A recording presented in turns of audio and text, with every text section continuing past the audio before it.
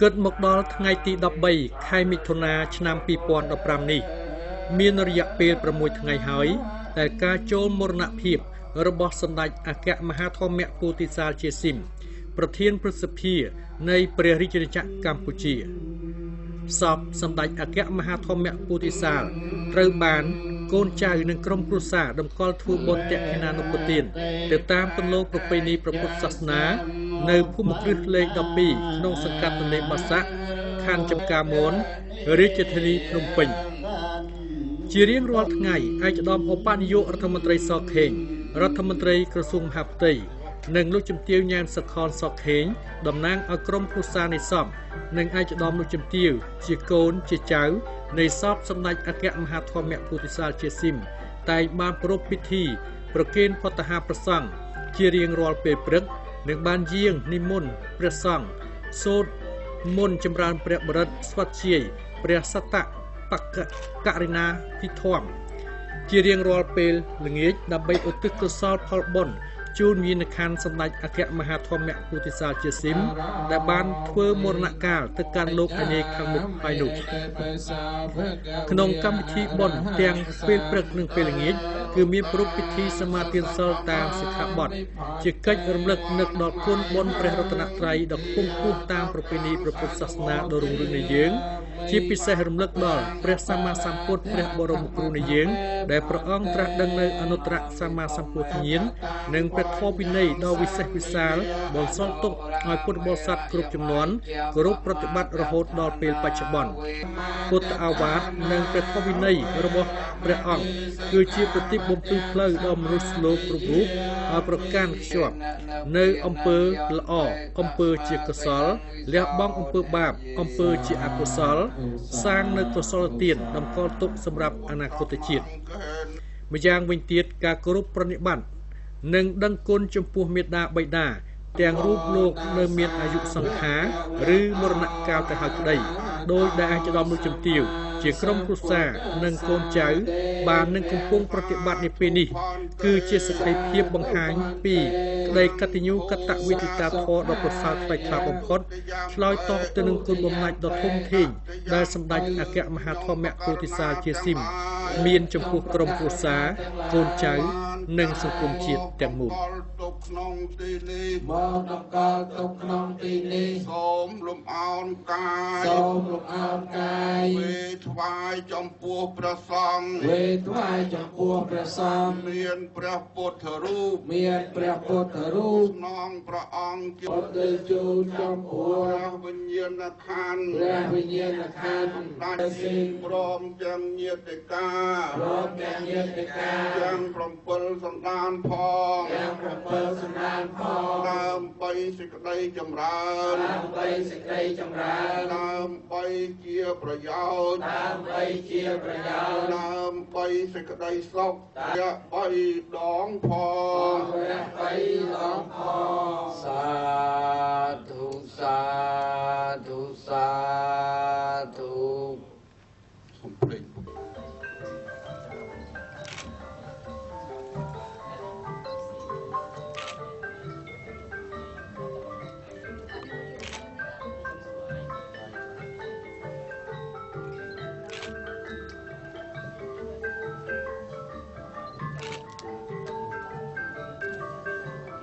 បរិយតសម្មាសម្ពុទ្ធស្សនមោ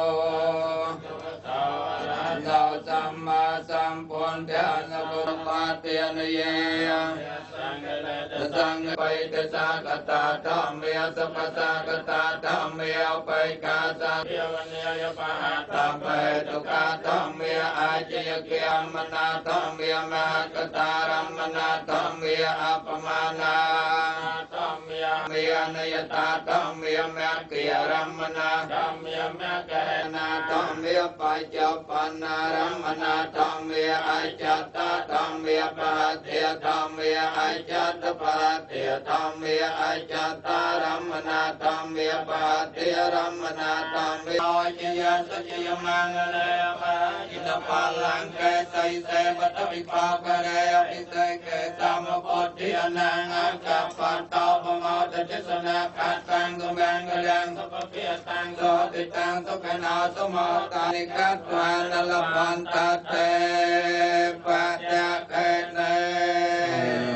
ทุกสาทุกสาตามแปลงกิริยังมมกายเยนเวียจามนัสเยจะสัตตาสัจจินากตังปัญญพลังไมหังสามเกเรียกีพวันโตเตเยตังกตังสวิติตังจันนังเปโลกัมให้เยสัตตาจีวันตาหาระเหตุกามนอยยังโพจังสาเปโลพรตมมเจตสาเต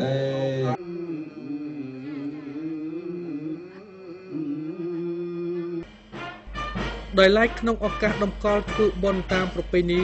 ព្រះពុទ្ធសាសនានេះក៏មានគណៈប្រតិភូមកពីបណ្ដាក្រសួងស្ថាប័ននានាបានអញ្ជើញដាក់កម្រងផ្កាគោរពវិញ្ញាណក្ខន្ធសពសម្ដេចអគ្គមហាធម្មពោធិសាលជាស៊ីមជាបន្តបន្ទាប់មានជាអាចក្រុមហ៊ុន ACI Airport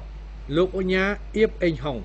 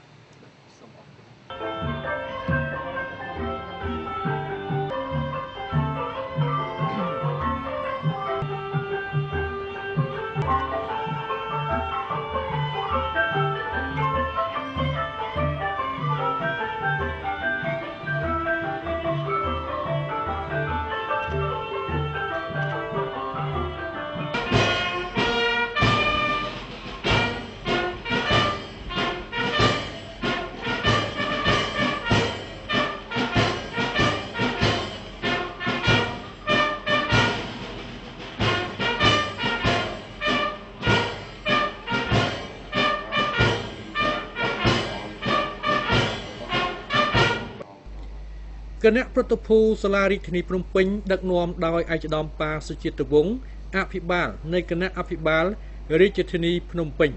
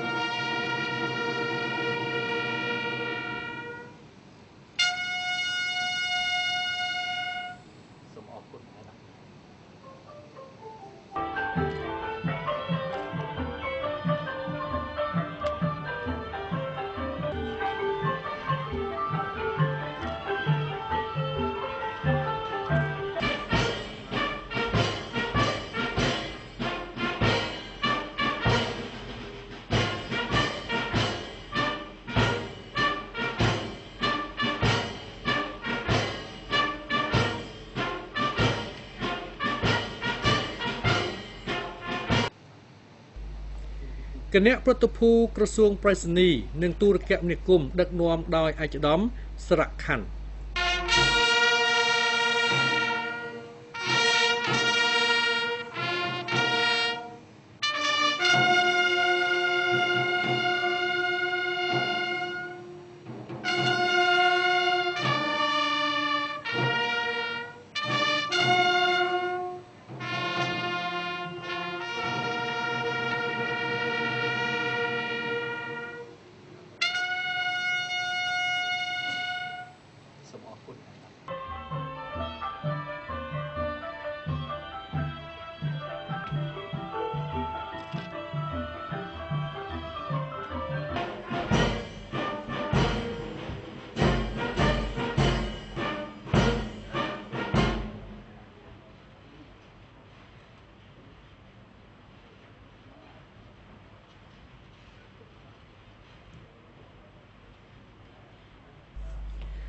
គណៈប្រតិភូខេត្តព្រៃវែងដឹកនាំដោយឯកឧត្តមហាសរ៉េតអភិបាលនៃគណៈអភិបាលខេត្តព្រៃវែងនិងឯកឧត្តមស្បោងសរ៉ាត់ប្រធានក្រុមប្រឹក្សាខេត្ត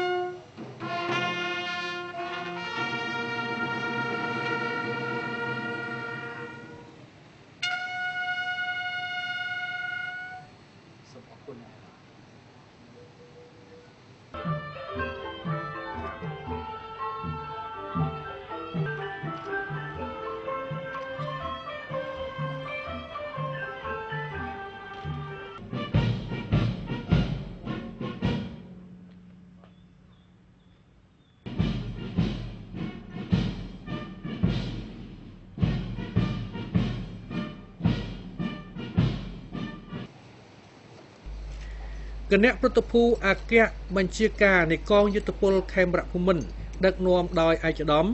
នាយឧត្តមសេនីយ៍ប៉ុលសរឿនអគ្គមេបញ្ជាការនៃកងយុទ្ធពលខេមរភូមិន្ទ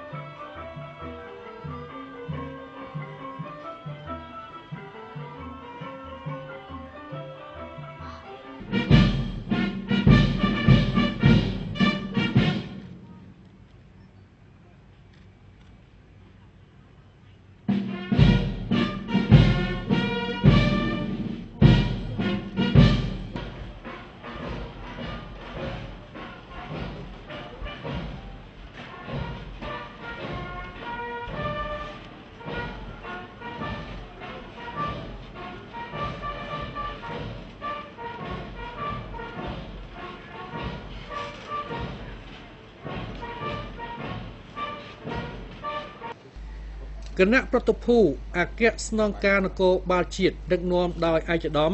នាយឧត្តមសេនីយ៍នេតសាវឿនអគ្គស្នងការនគរបាលជាតិ